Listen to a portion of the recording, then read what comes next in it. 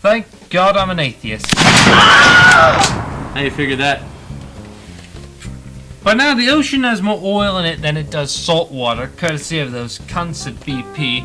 The ozone layer has been reduced to a thin perfume, the literacy rate is at an all-time low, and people are too busy updating their Twitter accounts on their fucking iPad to give a shit. I see.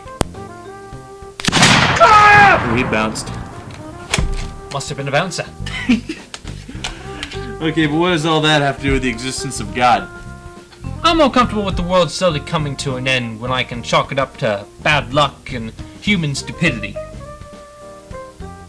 But if you try to push on me that all this is due to one giant faceless being lording it over all of us as the world slowly dies an agonizing death, ugh. It's all about knowing your enemy. Ah.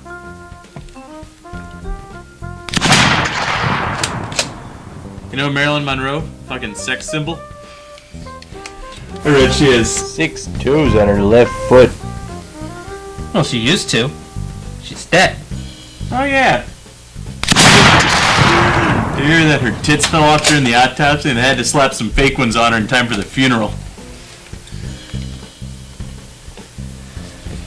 You remember Edna? You used to date her, right? Fat chick, always wore a black turtleneck. She had a glandular problem. Not to hear your excuse, you fucking fat knob. I take it that's a crack about me being fat. Anyway.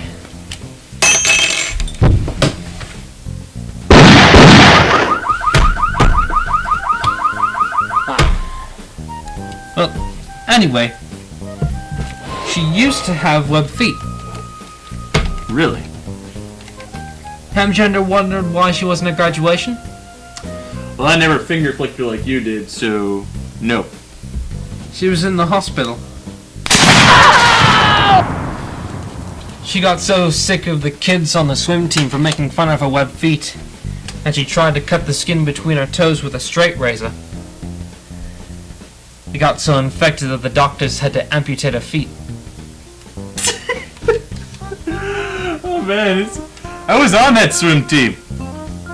We called her the creature from the Black Lagoon. You don't remember, man?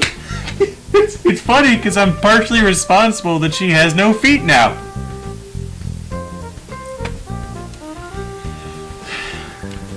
You know, people need to get comfortable with who they are if they want to survive life. Yeah. Like my cousin. He's a narcoleptic butcher. I'm sorry, I must be experiencing shell shock. Did you just say your cousin's a narcoleptic butcher? Well, he used to be. About a month ago, a lady comes in and orders a pound of ham. So he lays the ham in the machine and starts slicing it out in quarter-inch segments. Falls asleep about halfway through. The machine keeps running. Pretty soon, it's cutting out chunks of his hand in quarter-inch segments. It's almost up to his fucking elbow by the time the ambulance gets there and wakes him up. Holy shite! I know, right?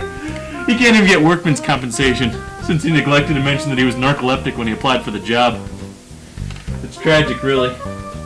Being a butcher is the only thing he's ever been good at, ever since we were little kids. But between having a hook for a hand and narcolepsy, no one's gonna hire him. He works public relations at a meatpacking plant now. At least he can wake up every morning and smell the meat. Hey, that reminds me, smell my finger. Get that out of my face. Ugh. Great. Now I'm hungry for ham. I could eat a ham. Brown sugar and a brandy glaze. When we're done here, we're getting a ham. We are getting a ham.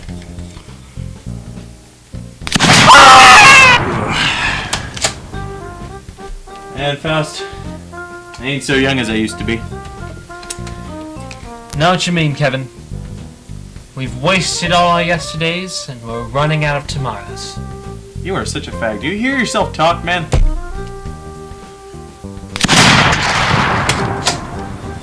I've come to the conclusion that I'm actually a death row inmate on the electric chair, and this is all my final hallucination.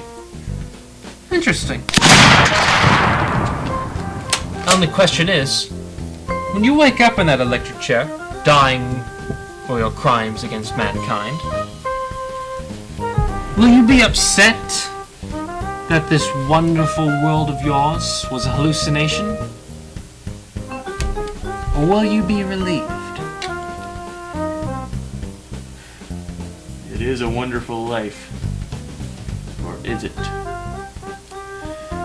Well, that begs a bigger question. We could...